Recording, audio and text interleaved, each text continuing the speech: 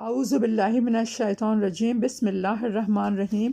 شروع اللہ پاک کے بابرکت نام سے جو بڑا مہربان نہایت رحم والا ہے۔ رمضان کا بہت بابرکت مہینہ شروع ہوا ہے، اور یہ مہینہ اس طریقے سے گزرتا ہے کہ جیسے ابھی شروع ہوا اور ابھی ختم ہوا۔ اس مہینے کا کیونکہ بہت بابرکت ہوتا ہے، اللہ پاک اس مہینے میں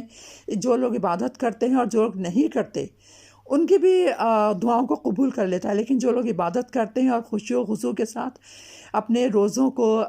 پورا کرتے ہیں، پورے 30 روزے یا 29 روزے جس طرح بھی چاند ہوتا ہے اس طریقے سے اس کے مطابق روزے رکھتے ہیں، تو اللہ پاک ان کی دعاؤں کو قبول کرتا ہے، ان کے لیے آگے ترقی کے راستے کھولتا ہے۔ اور جو لوگ اس مہینے کو ایسے ہی گزار دیتے ہیں تو پھر وہ تو اللہ کا اور اس بندے کا معاملہ ہوتا ہے، لیکن اس مہینے میں جتنی آپ لوگ عبادت کریں گے، آپ کے جو کام ایسے ہوں پورے سال نہ ہوئے ہوئے ہوں اور آپ لوگ پریشان ہو کہ ہمارا وہ کام نہیں ہو رہا،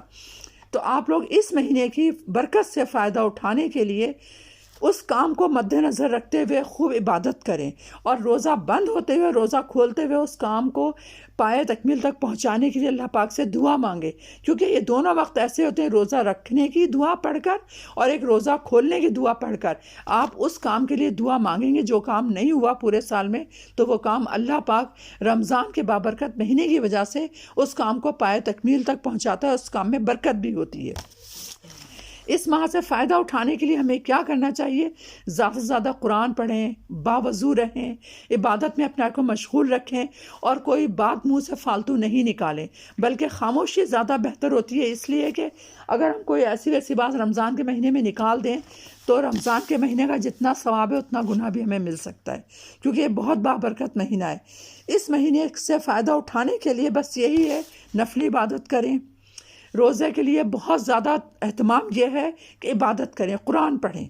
کیونکہ قرآن ہم جتنا پڑھیں گے نا اللہ ہم سے اتنا ہی قریب ہوگا، اور ہماری جو من کی مرادیں ہوتی ہیں جو پورے سال پوری نہیں ہوتی، تو جو لوگ قرآن، نماز، تسبیحات پڑھتے رہتے ہیں، اللہ پاک رمضان کے بابرکت مہینے کی وجہ سے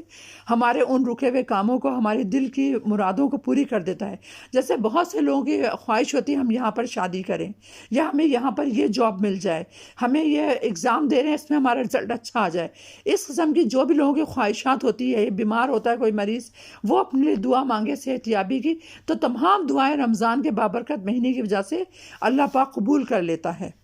اب میں خاص وظیفہ آپ لوگوں کو بتاؤں گی جو رمضان کے مہینے میں پڑھنے سے اللہ پاک آپ کے بہت سارے رکے ہوئے کام پورے کر دے گا۔ وظیفہ یہ ہے کہ سورہ کہف کی آخری 3 آیات،